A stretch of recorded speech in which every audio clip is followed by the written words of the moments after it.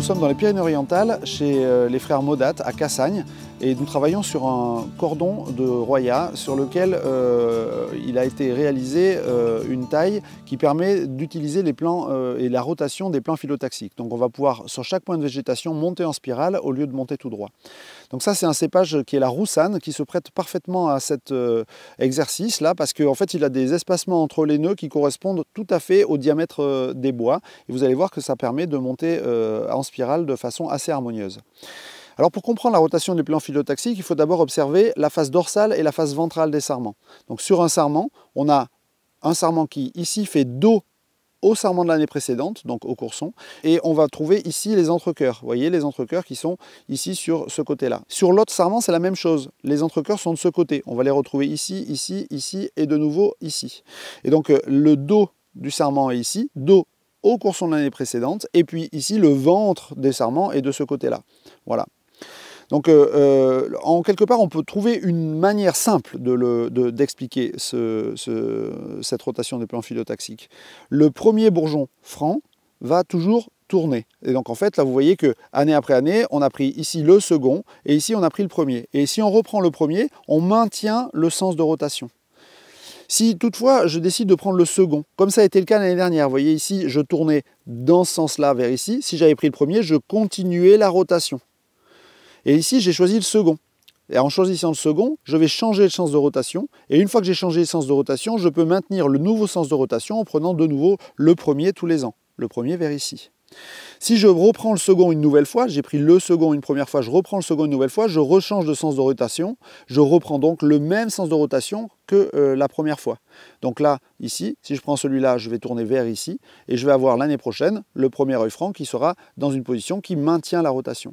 Si je prends toujours le second, et puis après je reprends le second, et de nouveau ici je reprends le second, je monte en zigzag, en quelque part je monte un peu droit dans la même direction. Si on veut là continuer et perpétuer la rotation, perpétuer la rotation qui a été amorcée dans ce sens-là, ça veut dire qu'on va supprimer celui du haut et partir sur celui du bas en le taillant à un œil et le bourrillon ici, ou en le taillant à deux yeux. Donc sur la Roussanne, il vaut mieux tailler à deux yeux parce que le bourrillon n'est pas très fructifère. Si on veut changer de sens de rotation et plutôt tourner là ici en direction du fil, on va supprimer le premier en conservant la couronne, supprimer le chicot et puis couper ici ou ici pour maintenir le sens de rotation l'année prochaine en continuant la rotation sur ce bourgeon-là. En fait, ça, vous pouvez le comprendre si je vous la présente avec un sarment. C'est-à-dire que sur le sarment qui va être issu de ce bourgeon-là, il sera dans l'axe du bourgeon, sans aucune modification. Par contre, l'orientation du bourgeon perpétuera la rotation. Et donc, on aura un bourgeon orienté dans ce sens-là. Vous voyez la spirale qui commence à se former. Si je le fais avec le second, et que sur ce second, de nouveau, je prends le premier, j'ai changé de sens de rotation, je rotationnais dans ce sens-là, et là, je rechange de sens de rotation, et j'aurai une orientation du bourgeon dans ce sens-là, avec le sarment qui poussera dans l'axe du bourgeon ici, et donc j'aurai une rotation qui continuera dans ce sens-là. Donc je peux faire un choix de l'un ou de l'autre, peu importe. Ce que je dois faire, c'est rester relativement aligné au rang. Donc là, si je dois relancer une rotation ici, je vais supprimer le premier, en conservant sa couronne, supprimer le chicot, et puis tailler ici à deux yeux, puisque la Roussanne a besoin de deux yeux pour être assez fructifère. Voilà. Voilà comment ça peut se positionner ici. Alors, maintenant, on va aller voir un cep sur lequel la rotation a été acceptée depuis plus longtemps et vous allez voir que une fois que c'est amorcé, c'est assez facile de suivre la rotation qui a été proposée.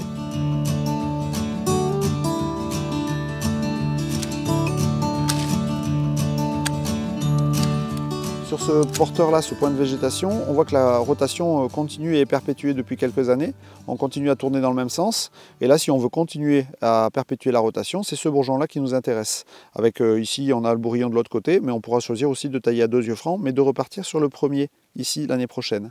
Si on repart sur celui-là, vous voyez qu'on change de sens de rotation. Donc, ce n'est pas l'objectif. L'année suivante, sur ce bourgeon-là, la direction du sarment sera en direction du bourgeon. Par contre, la rotation aura continué à être amorcée et donc on aura un sarment qui sera dans cette direction-là. Donc là, on voit qu'on continue la rotation. Ça va être un peu serré, mais de toute façon, ça passe toujours par l'extérieur. Donc ça va fonctionner. Donc ici, si on doit tailler ce cep-là, on va plutôt supprimer celui d'en haut et puis tailler ici à deux yeux de manière à faire sortir, voilà, j'enlève le bourrillon, de manière à faire sortir là, à coup sûr, ce bourgeon-là pour perpétuer la rotation. Là, ce que l'on voit sur cette rotation, c'est que la rotation avait été effective. On voit qu'on a continué à tourner, tourner, tourner. Et puis comme on avait la sensation que ça allait se stranguler, se serrer, on a préféré repartir plutôt sur le second une fois et puis réallonger un petit peu. Et donc ce que l'on voit, c'est que ce refus-là empêche la spirale de continuer à se former. Alors ça peut faire un petit peu peur que ce soit serré un peu vers le centre comme ça. Mais comprenez que ça va monter en spirale et qu'en montant en spirale, il y aura toujours les 3/4 du flux qui sera non compressé. Et donc en fait vous aurez toujours un flux qui sera vraiment parfaitement nickel avec le cambium qui sera parfaitement alimenté en périphérie. Vous voyez, si je supprime les écorces, on voit tout à fait le cambium qui est parfaitement sain ici. Alors c'est un peu serré à l'extérieur, mais c'est tellement large à l'extérieur qu'on arrive à avoir un flux qui peut être perpétué. Moi j'aurais préféré continuer la rotation avec le prochain sarment ici. On voit qu'ils ont refusé la rotation, ils ont eu un petit peu peur et donc ils sont remontés. Donc si là on veut repartir sur, et accepter le nouveau sens de rotation, on continue avec celui-ci qui sera forcément assez serré. Si on prend celui-ci, on aura le premier sarment qui sera ici l'année prochaine et vous voyez que ce sera assez serré comme rotation, et ce qui correspond à l'angle de rotation de la spirale qu'il y a ici. Plus les méritales sont longs et espacés, plus la rotation est espacée. Bon, on ne pourrait pas prendre le second bourgeon comme celui-ci là pour faire une rotation, puisque sur le second bourgeon, lui, il va revenir vers l'intérieur, vous comprenez, il va revenir aussi vers la face dorsale du sarment qui est ici, il va revenir vers ici. Donc ça veut dire qu'on change de rotation. Si on voulait avoir une rotation plus large et continuer, il faudrait aller prendre le troisième œil franc. Et alors si on prenait le troisième œil franc une fois, le troisième œil franc deux fois, on ferait une spirale, mais on ferait une spirale très très large et très très grande, et on monterait beaucoup plus vite. Donc là, on peut soit accepter la rotation dans l'autre sens et se dire que maintenant on va accepter la spirale dans ce sens-là, soit dire on préfère de nouveau se libérer un petit peu et puis amorcer la spirale dans ce sens-là. Les deux sont possibles. Et là, je pense que le choix qui aurait été fait par le viticulteur, ce serait de ne pas prendre le risque de serrer une nouvelle fois et de repartir sur celui-ci. Donc je vais me permettre de le faire comme il l'aurait fait lui. Mais voilà, si on avait continué la rotation, aujourd'hui on aurait une rotation qui a été complète, puisqu'on aurait une génération de sarments ici qui aurait tourné, et je vais vous en trouver un autre.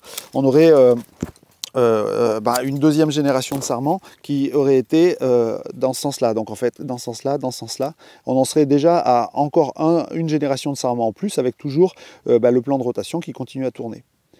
Donc l'angle de rotation, en gros, si on voit ici, c'est en gros 45 degrés. Et c'est ce que je vous explique dans la vidéo qui explicative de ces angles de rotation.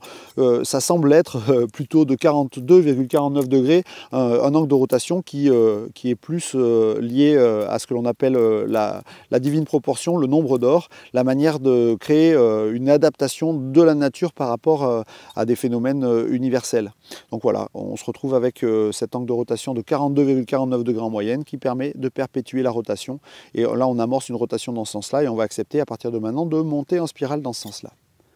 Donc sur ce point de végétation, on voit qu'on a amorcé une rotation et qu'on a fait un tour complet. Et on peut là continuer avec la rotation, avec ce bourgeon-là. Donc c'est celui-ci qu'on va conserver en supprimant le rameau du haut. Et on va continuer la rotation l'année prochaine. Le bourgeon sera dans ce sens-là. Il aura pivoter dans ce sens-là. Et donc on sera dans cette direction-là et on continue la rotation. On va monter en spirale. On monte très lentement en spirale. En fait, il faut environ 8 ans pour faire un tour. Donc s'il faut 8 ans pour faire un tour, on comprend assez rapidement que en montant de 8 ans et en montant simplement de l'épaisseur qu'il y a ici entre ces deux parties, on monte que de en gros 3-4 cm en 8 ans. En fait, on arrive à avoir des porteurs qui vont monter très lentement, année après année, quoi. Donc c'est vraiment extrêmement favorable pour accepter durablement l'allongement, quoi. Quand on construit un point de végétation là, comme ça, comme sur la Marsanne, on peut aussi imaginer faire une taille qui va être relativement unidirectionnelle. Vous voyez que là, le point de végétation, il est avancé en latéral et en fait, on est monté tout le temps. En fait, pour monter tout le temps avec cette rotation des plans phyllotaxiques, il faut toujours choisir le second œil franc. En quelque part, à chaque fois, c'est second œil franc sur second œil franc sur second œil franc sur second œil franc. Et à chaque fois, on refuse la rotation simplement en prenant l'œil le plus éloigné. Vous voyez, encore une fois, l'année dernière, on n'a pas pris celui-là celui-là, on a pris celui-ci. Et puis encore cette année, si là-dessus, on reprend non pas le premier, mais qu'on reprend le second, ben, vous voyez qu'on monte comme ça en zigzag et qu'on peut arriver à construire des chandelles qui montent droit. Alors ça monte plus vite. Alors bon, là on voit qu'elle est un petit peu penchée et on a une angulation qui fait que on monte quand même un peu moins vite que si on était vertical, mais malgré tout, voilà, on monte beaucoup plus vite. Et donc ça, c'est ce qui m'intéresse là de vous montrer, c'est de montrer qu'en prenant toujours le second œil franc, en fait on arrive à monter droit et on arrive à faire en sorte d'avoir un cep et des porteurs qui sont sur un seul plan et qui sont le long du fil, qui ne changent pas de sens d'orientation. On refuse la rotation et donc on avance droit. Bon, là ça veut dire que si l'année prochaine je prends le sarment qu'il y a ici, par exemple pour partir, vous voyez, le premier œil franc ne sera pas dans cette position là, il sera dans cette position là. Donc ça va rotationner dans ce sens là. Et si l'année prochaine je prends le second œil franc, il est à l'opposé, il est ici. Donc en fait en prenant le second œil franc l'année prochaine, j'avance droit. Et si je choisis de prendre celui-là dès cette année, celui-là il aura tourné vers ici, il aura imprimé une rotation de 45 degrés vers l'intérieur, et donc le second œil franc se retrouvera à l'extérieur ici. Et donc à chaque fois, si je prends toujours le second œil franc, je me mets à monter beaucoup plus droit.